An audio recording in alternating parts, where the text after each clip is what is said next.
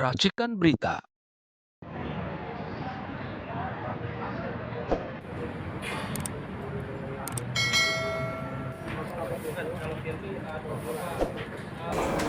Bismillahirrahmanirrahim. Assalamualaikum warahmatullahi wabarakatuh. Waalaikumsalam. Baiklah pemirsa dimanapun Anda berada, kembali lagi kita dalam podcast kali ini. Di tengah-tengah kita sudah berada para kuasa hukum Luar yang biasa. tergabung dalam tim pembela ulama dan aktivis PPUA, dan juga salah satu Dari Dre. terlapor dari Joko Widodo yang nanti berinisial kita koreksi. RS. Koreksi ya? Iya, Karena nggak ada terlapor. Ternyata setelah ditanya-tanya di depan Bareskrim tadi di hadapan penyidik Polda Metro Jaya, rupanya tidak ada terlapor. Ya, nanti akan dijelaskan langsung oleh Bang Roy Suryo. Baiklah pemirsa benar berada, pada hari ini ada dua terperiksa yang diperiksa pada hari ini, yaitu Mas Roy Suryo sendiri dan yang kedua Dr. Siti Fauzia. Dan Mas Roy sudah selesai diperiksa kurang lebih 5 jam, sejak dari jam 10 siang sampai jam 3 sore. Sementara Dr. Tipa masih dalam pemeriksaan BAP. Masih sementara ya. Mudah-mudahan dalam waktu dekat bisa keluar. Baik, langsung saja kita ke Mas Roy terlebih dahulu untuk bisa menjelaskan apa aja tadi yang ditanyakan oleh para penyidik yang ada di Polda Metro Jaya. Silakan Mas Roy. Terima kasih ya. Jadi pertama-tama kita haturkan puji syukur terhadap Allah Subhanahu wa taala yang sudah memberi hikmah sampai dengan sekarang ini ya. Kita tidak mungkin bisa selancar ini, sebagus ini kalau tidak ada ridho dari Allah Subhanahu wa taala. Amin. Yang kedua, saya juga berterima kasih kepada seluruh rekan-rekan semuanya. Ya, baik yang ada di sini maupun yang ada di lapangan ya. Mak-mak yang semikian luar biasa hebat. Itu mamanya belakang. Mak di belakang. Termasuk juga teman-teman dari Banten ya, yang juga kita sama-sama bersamai. Insya Allah kita juga bersama dengan Pak Khalid nanti tanggal 18 kita akan ada di Menara Cangkir nanti. Cangkir yang ada di sana. Ya, jadi kita memang bersama-sama. Ya. Dan saya juga mengucapkan terima kasih kepada Kapolda Metro Jaya ya, dan juga kepada Kapolri ya, atas sudah ditempatkan penyidik yang smart, penyidik yang profesional. Jadi penyidik yang smart, penyidik profesional memang mengerti apa yang harusnya ditanyakan dan mengerti apa maksudnya surat undangan. Jadi yang menarik adalah saya tadi didampingi Mas Medi ya, kemudian didampingi Pak Yaya, didampingi lain ya, Pak Ristan saya malah lupa ya, di depanku malah lupa ya, gitu. Kami tadi menjawab semua pertanyaan dengan bagus ya gitu. Yang perlu dijawab ya kami jawab. Kenapa saya bilang yang perlu dijawab? Satu ya, dalam surat undangan ya, jadi bukan surat panggilan. Surat undangan itu kami diundang. Dan ternyata di situ dijelaskan pelapornya adalah yang disebut di situ tulisannya IR Joko Widodo. Tapi menariknya terlapornya nggak ada. Jadi karena terlapornya nggak ada, kita perlu bertanya dong. Loh ini bagaimana? Wah ini nanti ini dalam rangka mencari keterangan untuk nggak boleh. Harus ada terlapornya. Ya. Kenapa? Ya, karena kalau nanti ternyata kami ini dijadikan saksi dan ternyata terlapor itu ada hubungan keluarga dengan kita, ya ini prinsip hukum, dan ternyata hubungan keluarga itu ada 2 tahap di atasnya atau 2 tahap di bawahnya, maka kita nggak boleh jadi saksi karena saudara. Jadi itu clear. Apalagi kalau terlapornya itu kita sendiri dari awal, daripada mubazir kita ngomong ngalor ngidul panjang lebar, nanti nggak bisa lagi dipakai karena kita bisa menolak atau kita bisa keberatan. Nah jadi saya tanyakan, karena mereka tidak bisa menjawab siapa terlapornya, ya sudah, kalau gitu ini nggak perlu ada pertanyaan yang tidak ada hubungannya, nggak perlu dijawab. Yang kedua, di situ ditanyakan juga ada peristiwa yang sangat spesifik, yaitu pada harinya nggak ada, tapi itu pada hari Rabu tanggal 26 Maret 2025. Lokasinya ditulis Jakarta Selatan. Itu salah juga sebenarnya. Jadi harusnya lokasinya tempat lain menurut informasi saya, nggak tahu. Dan pada saat peristiwa itu kalaupun ditanyakan ya, saya akan jawab saya pada saat itu tidak berada di situ. Ya, saya berada di tempat lain, di rumah makan di daerah Kemang. Dan saya bersama komunitas PPMKI ya gitu, Perhimpunan Penggemar Mobil Kuno. Jadi nggak ada hubungan sama sekali, jadi nggak perlu untuk ditanyakan kalaupun ditanyakan Ya, dan yang ketiga adalah disitulah yang ini harus hati-hati teman-teman semua. Diselundupkanlah pasal-pasal yang tujuannya sebenarnya bukan untuk ini. Pasal-pasal itu untuk transaksi elektronik. Ya, orang transfer 1.000 ditulis 10.000, ya dia bisa kena pasal 32. Orang tidak punya, belum lihat ijazah asli, terus dia posting, kemudian dia tulis ini ijazah yang asli gitu ya kan, buat supaya liburannya tenang. Nah ternyata yang punya ijazah konon, karena kalau dia punya ya, itu kemudian mengatakan saya nggak pernah ngeluarin ijazah, berarti berita bohong, membuat sesuatu supaya disebut asli, dia bisa kena harusnya. Jadi harusnya dia yang kena gitu kan. Nah makanya saya pun tadi tidak perlu ngarang-ngarain dulu ke dia, biarkan saja nanti. Jadi karena 3 itu tidak jelas ya, tidak ada, peristiwanya tidak jelas, kemudian undang-undangnya diselundupkan, maka kita itu punya hak. Sekali lagi teman-teman ya, kalau teman-teman salah, kita tuh punya hak dalam Undang-Undang Dasar 1945 untuk hak kita, untuk kita menyatakan keberatan. Jangan ulang, menyatakan keberatan kalau memang kita tidak ada hubungannya. Nah itu namanya kita smart, kita tidak membebani penyidik dengan dia harus buat keterangan yang panjang kali lebar sampai dengan malam hari, padahal itu nggak ada hubungannya. Ya kan ngapain aja gitu loh, nggak usah. Itu namanya kita menjadi mengorbankan diri kita sendiri atau menyiksa diri kita sendiri. Apalagi kalau menyiksa diri kita sendiri ternyata ada orang yang pengen nyiksa kita. Ya itu nggak boleh kayak gitu. Jadi makanya kita harus pandai seperti ular, ya, lincah seperti elang, dan kemudian juga cerdas seperti kelinci. Kalau kita kelinci kejar ular, dia cerdas. Itu. Jadi dan sekali lagi, tetap semua itu adalah hubungan kita dengan sesama manusia. Jadi saya menyatakan terima kasih atas hablum minanas yang sangat bagus, tapi tetap kita jangan lupa hablum minallah itu yang paling. Amin. Semua tidak akan lepas tanpa kuasa Allah, ya. Dan saya berdoa, mari kita juga sama berdoa dulu. Semoga semua teman-teman yang nanti terundang, bukan terpanggil ya, terundang, itu bisa melakukan hal yang sama seperti tadi sudah disampaikan detail oleh Bang Mehdi, ini kuasa hukum yang sangat hebat, ya, gitu. Ya, itu Bapak itu. Bang Yaya yang luar biasa, gitu, dan Bang Rista, ya, jadi luar biasa. Ini yang mendampingi saya. Dan kita juga berhak kok. Jangan misalnya hanya bisa dampingi 1, enggak, kita bawa 3. Yang masuk kemana? 3 bisa mas. Bisa masuk.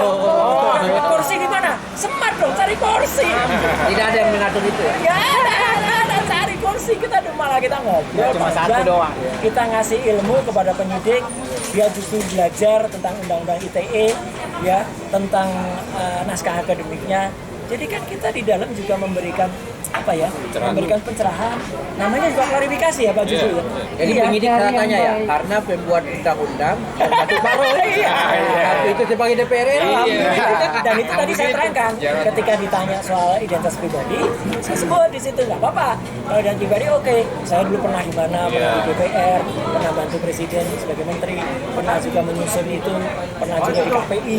Jadi kalau mau ngundang teman-teman podcast atau ngundang TV ada aturannya. Itu nanti di Dewan Pers juga ada gitu. Yang jelas asli ya? Iya, jangan sembarangan main comot, main undang-undang. Teman-teman juga bisa kok nolak. Bukan nolak, keberatan. Karena kami dilindungi Dewan Pers, kami dilindungi ada pasal-pasal di dalam penyiaran. Itulah. Jadi semua itu ada aturannya. Saya kira itu ya. Jadi enjoy tadi Bang ya? Alhamdulillah enjoy, dan lebih enjoy lagi saya bisa ngobrol dengan teman-teman, masih kelihatan matahari. Joget dulu. Tanya satu dong Bang. Ya. Kira-kira dari pertanyaan itu dapat sepeda nggak Bang? Tadi jangan kaget. Baik pemirsa dimanapun Anda berada, tadi menarik apa yang dikatakan oleh Pak Dr. Roy Suryo bahwa setelah sampai di depan penyidik justru dipertanyakan ini sebelum saya disidik siapa terlapornya, malah terlapornya tidak ada. Para penyidik. Jadi bodong dong. Di depan kita sudah ada para kuasa-kuasa hukum yang hebat. Kita akan bertanya ke Pak Mehdi terkait apakah ada yang mengatur tentang itu Pak Mehdi. Tidak ada terlapor, kemudian sudah banyak yang diperiksa, tapi justru bisa jadi nanti terlapornya suka-suka mereka ngisinya Nah, itu siapa. dia. Silakan. Yang mana? Masalahnya yang cerdas Mas Roy. Ya. Penasihat Silakan, hukumnya jawab. cerdas. Ini kuasa hukumnya ada 3 ya, ganti-ganti. Penyidiknya juga cerdas, Ah. nyambung gitu. Oke. Jadi saya kira udah semua dijelaskan dengan Mas Roy. Mungkin dari rekan Silakan saya tambahin Pak, untuk selaku kuasa hukum. Jadi tadi kan Pak Roy diperiksa. Sebelum periksa Pak Roy nanya, siapa sebenarnya yang dilapor? Iya. Ternyata terlapornya nggak ada. Silakan. Silakan Pak Resta. Pandangan Bapak secara hukum seperti Terima apa? kasih ya. Jadi kita tadi ada 3 orang dari kuasa hukum mendampingi Pak Roy. Jadi ini yang akan kita sampaikan adalah apa yang kita lihat ya. Jadi memang tadi sempat Pak Roy ini menyatakan ada beberapa keberatan sebenarnya. Di antaranya adalah satu, ini siapa pihak terlapornya? Memang tadi terlihat pelapornya adalah disebut Insinyur Haji. Terlapornya siapa? Ini ditanyakan kepada penyidik tadi ya. Nah, jadi tadi telah disampaikan bahwa ini tidak ada terlapornya. Nah, kita sampaikan ini kan tadi juga sebelumnya sudah disampaikan oleh Pak Roy. Ini laporan polisinya adalah tanggal 30 April dan keluarlah surat perintah penyelidikannya di hari yang sama. 30 April juga. Nah, itu juga tercapai. Lah, ini terlapornya siapa? Ini belum ada terlapornya. Padahal kalau kita melihat biasanya kalau laporan polisi itu memang tidak wajib, tapi biasanya itu harus ada terlapor. Kecuali misalnya kalau tidak ada terlapor, mungkin dia tidak diketahui identitasnya siapa, gitu kan? Ini kan kalau kita lihat ramai di media, ini sebenarnya terlapornya kan sudah kelihatan nih ada inisial-inisial, tetapi pada saat laporan ini LP ini kita tidak ada melihat siapa yang terlapornya siapa. Tadi sudah ditanya oleh Pak Roy pada saat itu, sampai sekarang tidak diketahui siapa terlapornya. Kita keberatan juga tadi Pak Roy ya, bahwa ya saya sebenarnya harusnya sudah tahu bahwa siapa terlapornya di sini. Karena apa? Apabila Pak Roy menjadi terlapor akan mungkin nanti kelanjutan bisa menjadi tersangka atau terdakwa, otomatis kan haknya Pak Roy ini bisa hak diam untuk tidak berbicara. Jadi dari awal harusnya disampaikan gitu loh. Jadi Bang, sudah ada 8 orang yang diundang oleh Polda Metro Jaya Sampai jam 9 malam. diperiksa. Yang lainnya diperiksa dari pagi jam 9 sampai jam setengah 11 malam. Nah, apakah dengan tidak adanya terlapor, kasus ini bisa ditutup atau laporan tersebut ditutup karena cacat? Cabut. Gimana menurut Abang selaku kuasa hukum? Cabut. Silakan mau jawab. jadi kebetulan kita nih tim ya, mungkin biar bisa Siap. sama-sama. Siapa? Silakan Pak. Pandangan hukumnya seperti apa? Nyampe. Apakah bisa dicabut laporannya atau gimana? Silakan. Terima kasih ya. Saya nggak langsung menjawab di situ. Oi, Saya ngantar. mau menjawab dari suratnya. Ya, Itu kan ada surat undangan. Surat undangan itu kan ada dasar rujukan. betul. Lihat pasalnya, ya kan? Ya. Nah, lihat di situ tujuannya apa. Salah satunya di situ sebutkan tanggal 26 Maret. Sudah disampaikan sama Pak Roy tadi panjang lebar dalam pemeriksaan. Sudah, ya kan? Nah, pasalnya ada nggak keterkaitan di situ? Kalau tidak, ya kita jangan menjawab dong. Nah, minta bukti-buktinya. Kalau di situ pasalnya 32, 35 ITE, ya kita minta bukti, ya. Dokumen elektroniknya apa? Bukti otentiknya apa yang ada di situ, ya kan? Nah itu, ya kan? Nah sekarang kalau ada pasal 310, 311, ternyata tadi tidak dibahas itu. Tidak dibahas. Tidak dibahas itu. Kan? Jadi itu ya. Nah sekarang saya jawab yang Ya. tadi ini dasarnya dulu, makanya semoga ini kalau ada pemeriksaan dalam kasus apapun, lihat rujukannya. Pasalnya apa di situ? Kita bicara soal itu. Kalau keluar daripada itu, Bapak misalkan belum makan, tapi Bapak misalkan ditanyanya nanti Bapak dari mana, Bapak tidak nyambung, ya jangan dijawab, Bapak belum makan, ya kan? Jawab yang apa adanya, ya kan? Nah sekarang saya menjawab. Bagaimana? Apakah bisa tutup atau tidak? Nah itu kewenangan daripada Polda Metro Jaya penyidik. Berdasarkan dan itu dari bukti-bukti semua dirangkum, ya kan? Kesimpulannya apa? Dilaporkan ke pimpinan. Dan ini akan dilaporkan kepada siapa pelapor. Karena kami tidak bisa memutuskan bahwa ini bisa ditutup. Tapi kami bisa membayangkan kalau tidak terbukti ya mungkin kemungkinan bisa ditutup kan gitu. Tapi kalau mengatakan sudah ditutup kan kita bukan pimpinannya, nggak bisa kita menutup ya kan. Tapi dengan data-data kalau memang kembali kepada yang saya sampaikan tadi, apa sih rujukan tadi? Kalau tidak sesuai, ya mau dilanjutkan bagaimana? Betul. Nggak ada, nggak bisa dilanjutkan. Kalau tidak sesuai, tapi kan kita tidak tahu yang diperiksa yang lainnya bagaimana, kan gitu, ya kan? Nah, mengenai kasus yang ditutup, kembali kepada yang diperiksa yang lain selain daripada Pak Roy ini, kan gitu. Tapi apakah ini prosedural? Ketika tidak ada terlapor, kemudian penyidikan klarifikasi terus dilanjutkan. Bahkan bisa lebih dari 8, ada diundang lagi sampai 10 Makanya dan itu. lebih dari itu. Menurut hukum seperti apa, Pak? Kalau SOP itu kan tadi SOP. prosedural berarti SOP ya. SOP. Kalau SOP tadi udah disampaikan sama rekan saya, ya harus jelas, Sampario udah jelas siapa sih terlapornya, itu SOP-nya. Ternyata sekarang dilanjutkan. Nah, berarti Bapak bisa menjawab sendiri kenapa bisa dilanjutkan, kan gitu. Faktanya sekarang semua juga harus memberikan keterangan, yang dipanggil-panggilnya harus memberikan keterangan. Nah, makanya kembali kepada pasal rujukan tadi, mau nggak kita mengikuti kepada rujukan kita pasal itu? Itu aja. Kalau kita diajak keluar daripada yang ada di itu, nanti Bapak nggak sesuai dengan surat undangan dong. Iya kan? Surat undangan di situ apa? Kalau misalnya ada kawan-kawan lain yang dipanggil di Polda Metro Jaya untuk dimintai keterangan, apakah berhak kita untuk menolak karena tidak ada terlapornya? Begini, undangan klarifikasi itu bukan panggilan. Dia tidak memiliki pro justisia. Ya, jadi untuk menolak, bukan menolak ya, artinya untuk tidak hadir, maaf ya, bukan menolak sekali lagi. Untuk tidak hadir ya itu pro justisianya tidak ada sebetulnya. Seperti undangan pernikahan, Bapak mau hadir apa tidak? Hadir apa tidak? Ya kan? Jadi Ada masalah. kucing saya, misalkan mau hadir pada Bapak nggak mau hadir ya nggak apa-apa, kucing saya kok kan misalkan gitu. Nah itu sama kita undangan, cuma ini undangan terkait dengan suatu kasus. Nah dampaknya ada, ya sekarang ini kan zaman medsos, misalkan nggak hadir undangan mungkin dikatakan apa tadi namanya Mangkir. mangkir, nah, atau mungkin dia menghindar atau apa. Ya kalau saya sih ya, kalau ada undangan, walaupun itu tidak ada pro justisia, saya sarankan hadir aja, jelaskan, kembali kepada undangan tadi, pasalnya apa.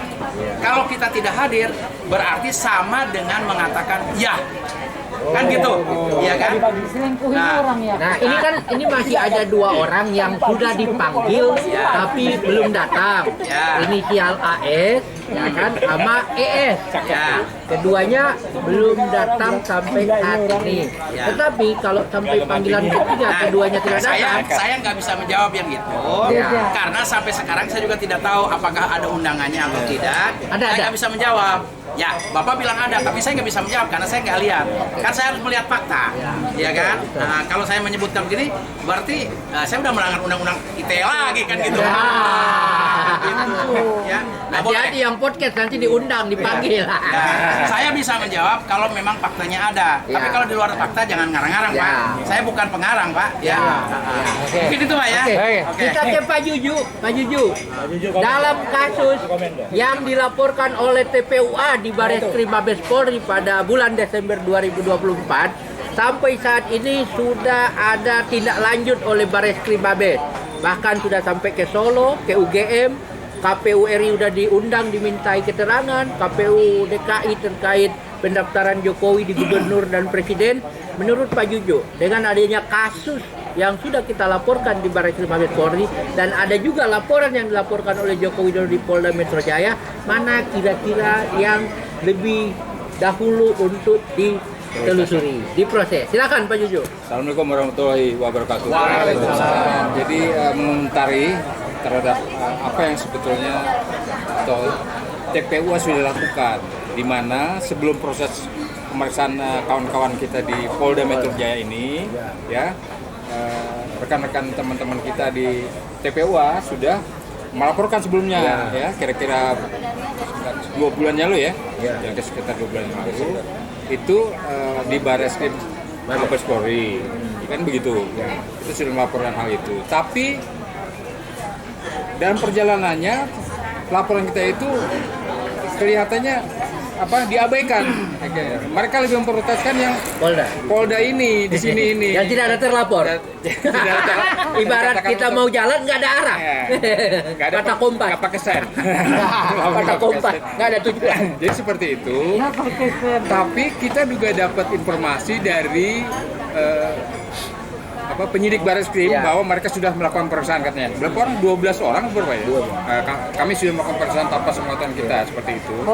Sudah dilakukan pemeriksaan, artinya proses atau prosedur di Barreskrim itu yang tentang laporan kita TPUA itu sudah diproses katanya, walaupun hanya 2 orang kalau saat sudah diperiksa, yaitu Bapak Rijal Fadil dan sampai satu lagi saya lupa. Kurnia ya? Kurnia, Rijal, sama Rustam, 3. Rustam juga udah ya? Sama Pak Medi.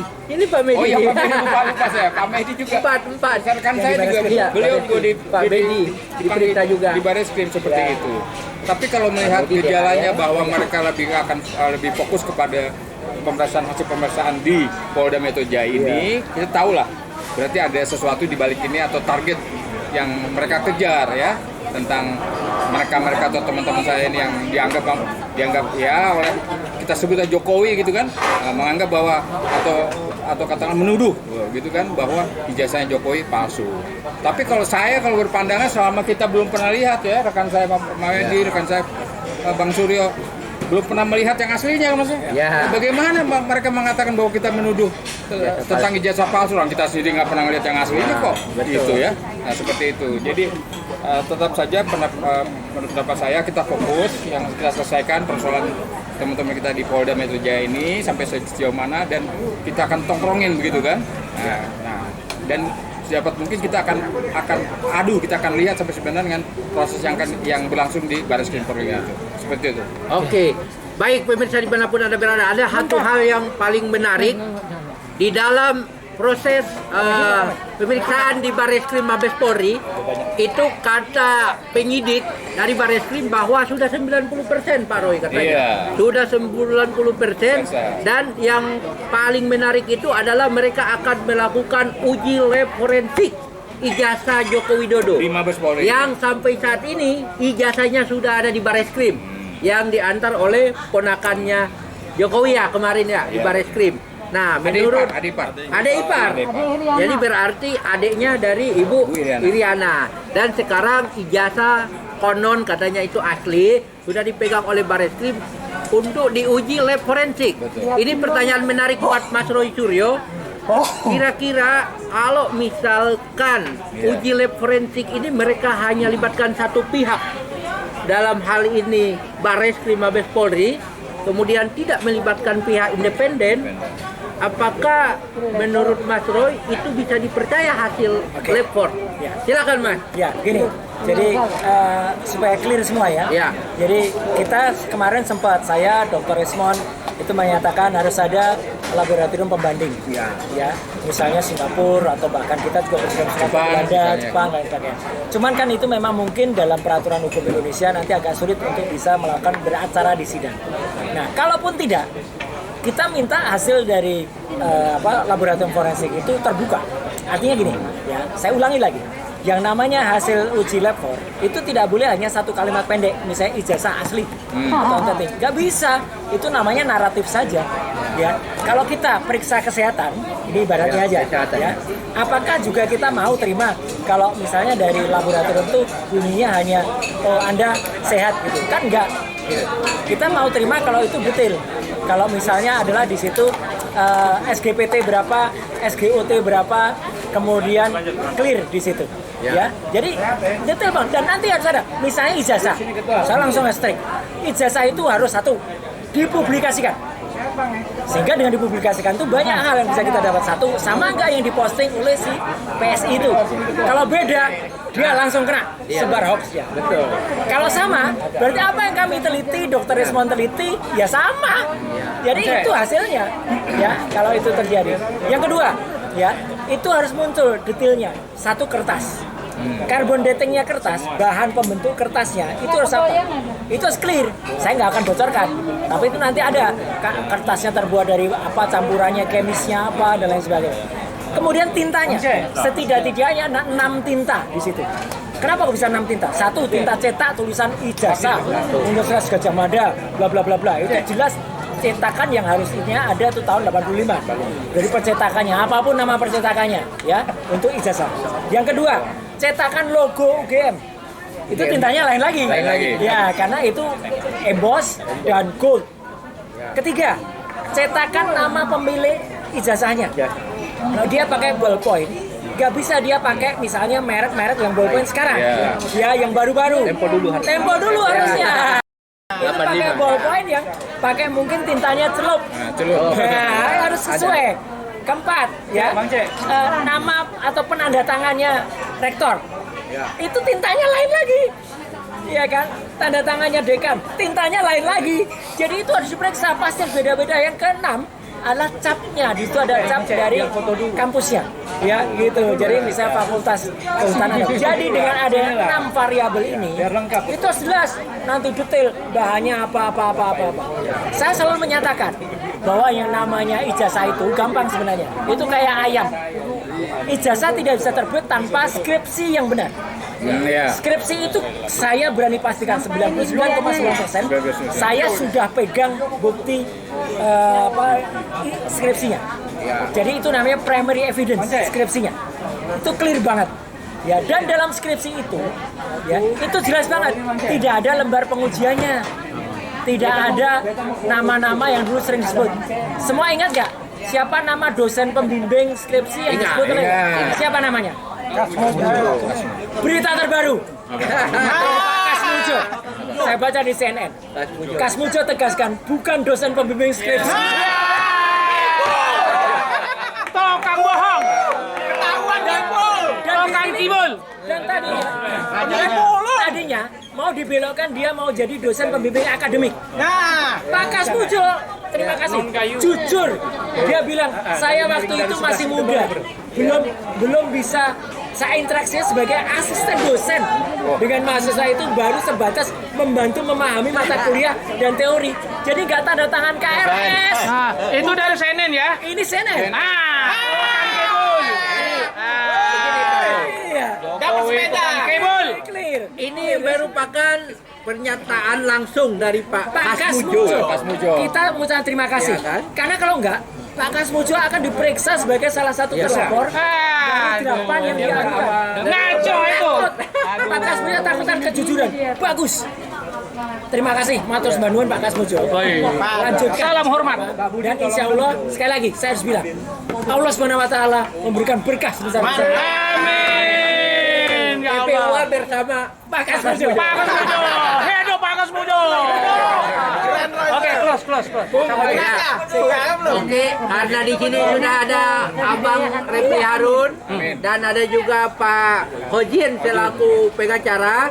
Mungkin kita akan mulai lagi kalau Pak Refli mau buka podcast. Ini Pak Roy bisa, silakan Pak Refli. Kalau mau, Anda mau podcast atau mau men lah. Iya. Pak Kasmujo. Mas Refli. Pak Refli. Mas. Ayo. Mas, kasih Pak Kasmujo. Oke, kita akan bahas. Ya, baik pemirsa dimanapun Anda berada. Di tengah kita, Mas Kosinidan dan Pak Refli. di tengah kita sudah berada. Sore. Ini masih sore. Ya, jadi Pak Kasmujo Roy Suryo tadi menyatakan Pak Refli bahwa Pak Kasmujo dalam keterangan terbaru menyatakan beliau bukan merupakan dosen pembimbing.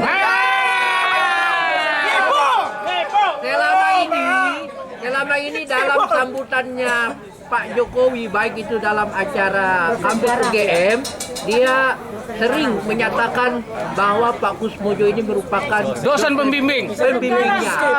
Dosen skripsi. Sementara Dia mengatakan bahwa dia juga bukan pemimpin. ya, Bukan, CNN yang ngomong. Dia mengatakan dia masih menjadi asdos. Asbel.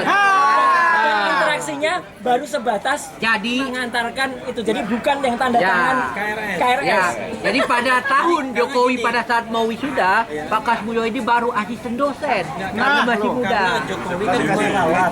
Ya, Bentar Pak. neralat. Dia merawat bahwa saya mendatangi yang namanya Yusen Pembimbing Academy. Nah, Kan ada kan? ya, Nah, ya. kalau dia bukan dosen pembimbing akademik yang lebih bagus, bukan dosen pembimbing skripsi, maka kan namanya probable. Jadi Mas, ini statement Pak Kasmujo. Kalau selama Pak Jokowi kuliah, itu saya hanya mendampingi. Saya mengikuti yang saya dampingi. Saya tidak boleh membuat atau melakukan pelajaran sendiri. Kena lagi. Jadi selama ini kita tahu siapa yang bohong ya, Pak. Ya, aduh ya Allah, ya Allah.